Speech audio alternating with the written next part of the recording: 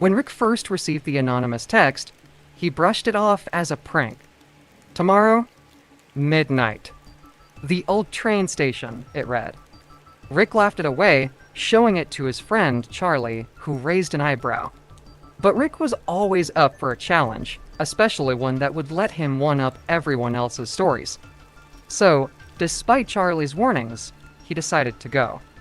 They're just trying to scare me, man. Come on, it's probably Josh messing with me. Saletti, as they huddled in Charlie's garage, planning out how he would sneak into the abandoned station. Midnight arrived sooner than Rick expected, and with a mix of excitement and unease, he set out. The old train station loomed in the distance, its silhouette broken and eerie under the moonlight. Decades of neglect had transformed it into a forbidden place, whispered about but never approached. Tonight, Rick was going to change that.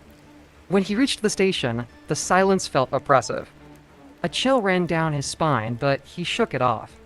The message had said to wait, so Rick planted himself in the middle of the empty platform, pulling out his phone to pass the time. Minutes passed. The air grew colder. Then, without warning, a distant, echoing hum broke the silence. The faint rumbling of an engine grew louder, and Rick's eyes widened as he saw the faint glow of lights rounding the bend. A train? He had been certain the tracks were long abandoned. But here it was a train moving steadily toward him, as if it had never stopped running. Rick's heart raced, but he stood his ground. No way this is real. Saletti, more to himself than to anyone else, as the train screeched to a halt. He noticed something off. The train cars looked ancient, covered in grime, yet the windows were spotless. Peering closer, he swore he saw movement inside. Shadows of figures, unmoving yet somehow, watching him. A voice crackled through the speakers, rough and metallic. Bored, it commanded, the sound echoing off the decaying walls. The train doors slid open with a groan, inviting him into the dark interior. At that moment, every instinct screamed at him to turn and run. But the challenge, the thrill, it was too much to resist. He took a deep breath and stepped inside, the doors hissing shut behind him. The lights flickered, casting eerie shadows across the empty seats. Hello, Saletti? His voice shaky. No response, just the soft hum of the train engine as it began moving again.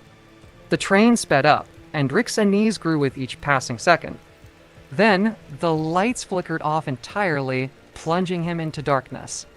He stumbled forward, gripping the seats to keep his balance, when suddenly he felt a cold hand brush against his shoulder. Who's there? Saletti, spinning around, but there was only darkness. Panic set in. He fumbled for his phone, turning on the flashlight.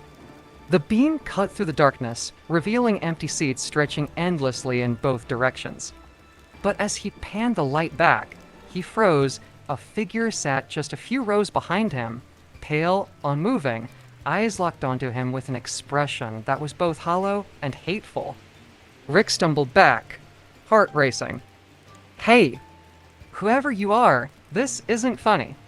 Saletti, his voice trembling, but the figure didn't respond. It just stared. The train screeched to a halt, throwing Rick off balance. The doors opened with a hiss, revealing nothing but darkness outside. He knew he needed to get out, but fear rooted him to the spot. Then the voice returned, harsher, angrier this time. Time to go. Rick bolted for the door, his only thought to escape. He leapt from the train, tumbling onto the cold ground as the train's engine revved. Scrambling to his feet, he watched as the train slowly disappeared into the night, its lights fading until there was nothing left but silence. Panting, he took out his phone, trying to call Charlie, but there was no signal. That's when he saw another text notification from the same unknown number. See you tomorrow. Rick's experience is a haunting reminder of the price of reckless curiosity. Driven by his need for thrill, he ignored every warning and entered a space no one should ever have dared approach. Sometimes, It's not the place that's haunted, but the people who venture too far. His story serves as a chilling reminder that not all adventures end well, and some doors are better left closed. Rick's fate was sealed the moment he stepped onto that platform forever marked by the shadows that watched him.